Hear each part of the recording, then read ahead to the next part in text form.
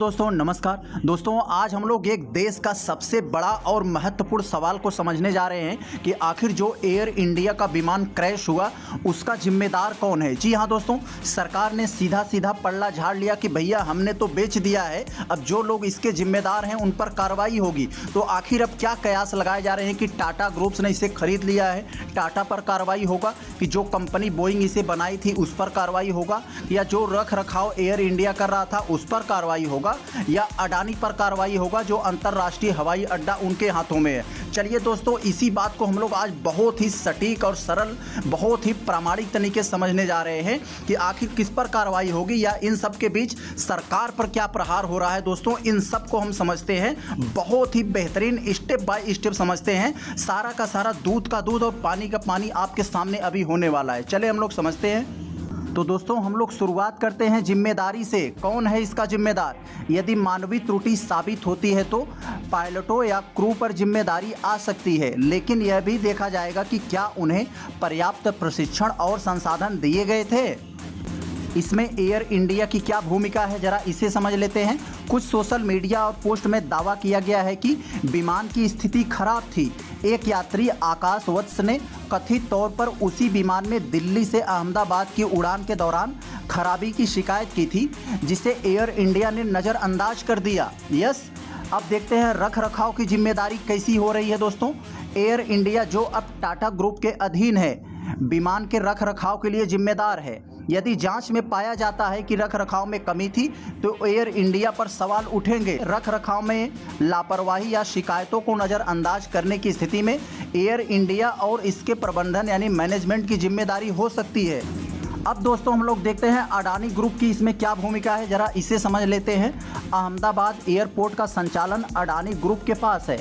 कुछ social media post में सवाल उठाया जा रहा है कि क्या एयरपोर्ट्स के संचालन या सुरक्षा प्रोटोकॉल में कोई कमी थी। यदि जांच में पाया जाता है कि एयरपोर्ट के संचालन जैसे रनवे की स्थिति या एयर ट्रैफिक कंट्रोल में त्रुटि हो तो अडानी ग्रुप और संबंधित प्राधिकरण जिम्मेदार हो सकते हैं। अब दोस्तों जरा हम लोग समझते हैं कि आखिर डीजीसीए की इसमें क्या भूमिका है। DGCA Directorate General of Civil Aviation भारतीय हवाई क्षेत्र में उड़ान सुरक्षा की निगरानी करता है। कुछ सोशल मीडिया पोस्ट में डीजीसीए पर सवाल उठाए गए हैं कि क्या उन्होंने विमान की स्थिति ठीक से जांच नहीं की थी। यदि यह साबित होता है कि डीजीसीए ने नियमों को लागू करने में ढिलाई बरती है तो नियामक प्राधिकरण भी जिम्मेदार हो सकते हैं।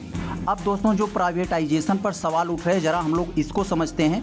कुछ पोस्ट में दावा किया गया है कि एयर इंडिया के निजीकरण यानी इसको टाटा के हाथों में बेच दिया गया। इसके बाद रख रखाव और कर्मचारी प्रबंधन में कमी आई, जिसके कारण यह हादसा हुआ है। ये दावे अभी सट्टा हैं और जांच के बिना पुष्टि नहीं की जा सकती। हालांकि यह सार्वजनिक भावनाओं को दर्शाता है कि निजीकरण ने सुरक्षा मानकों को प्रभावित किया है। अब दोस्तों जो बात निकल कर आ रही है कि आखिर ये जांच कब होगी, कैसे होगी, तो इसमें समय सीमा की बात किया जाए तो विशेषज्ञों का कहना है कि कारण का पता लगाने में महीनों या साल लग सकते। दोस्तों अब तक हम लोगों ने जो कुछ भी ऊपर बातें किया, इसका जरा कंक्लूजन या निष्कर्ष देख लेते हैं। आखिर हो क्या रहा है, आगे क्या हो सकता है, इसका एक तरह से हम निचोड़ समझते हैं। जरा देखते हैं। अभी तक जानकारी के आधार पर यह कहना जल्दबाजी होगा कि इस दुर्घटना का असली जिम्मेदार कौन है।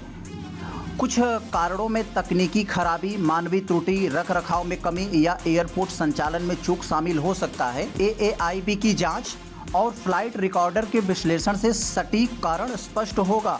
तब तक Boeing, air India, Adani group और डीजीसीए सभी जांच के दायरे में हैं। और दोस्तों सोशल मीडिया पर जो सवाल उठ रहे हैं, राजनीतिक दावे इस हादसे के प्रति जनता की चिंता को भी दर्शाते हैं, लेकिन इन्हें तथ्यात्मक साक्ष्य के बिना पुष्टि नहीं किया जा सकता। इस तरह हादसे में आमतौर पर कई कारक शामिल होते हैं और जिम्मेदार एकल संस्था या व्यक्ति पर डालना मुश्किल होता है।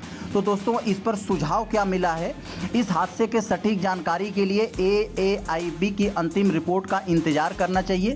तब तक विश्वसनीय स्रोतों जैसे न्यूयॉर्क टाइम्स, बीबीसी और रॉयटर्स की खबरों पर भरोसा करें। तो देखा दोस्तों आप लोगों ने, हमने इसके जिम्मेदारी पर पूछा कि आखिर भाई हम इसके लिए किसको जिम्मेदार माने। यहाँ तो बहुत सारे लोगों को जिम्मेदारी हम लोग ठहरा सकते हैं। तो ग्रोक एआई ने कितने निष्पक्ष, सरल, सटीक और बहुत ही प्रामाणिक तरीके से आपको बताने का प्रयास किया कि भाई इसमें कौन कौन जिम्मेदार हो सकते हैं। सरकार ने तो पल्ला झाड़ लिया है कि भैया हमने बेच दिया, तो आखिर बेचा तो भाई आपकी जिम्मेदारी क्या बनती है, आप भी तो इसके लिए जिम्मेदार हैं। तो चले हम लोग देखते हैं नेक्स्ट वीडियो में। नमस्कार।